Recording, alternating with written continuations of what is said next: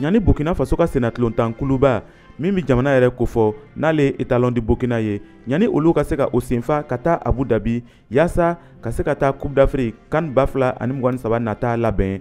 Olu ka degeli karamɔgɔ Hubert Velid ale kɛ ka laseli kɛ min kɔnɔ a bɛna sugandili kɛ ka taa sennatilontanla 27 minnu kɛ ka taa Côte d'Ivoire jamana kɔnɔ. Hubert Velid kɛ ka nin laseli nin kɛ arabalo nata ra nka an bɛ se ka min fɔ sɛgɛsɛgɛliw y'a yira na ko sennatilontanla minnu bɛɛ ye tari kɛ nin ɲɔgɔndan na n'an ko éliminatoire CAN 2023 olu caman bɛɛ kɛ ka kɛ nin liste nin kɔnɔ. Dannabaliya ani sɛgɛsɛgɛko olu kɛ ka kɛ sennatilontanla 2 le kan.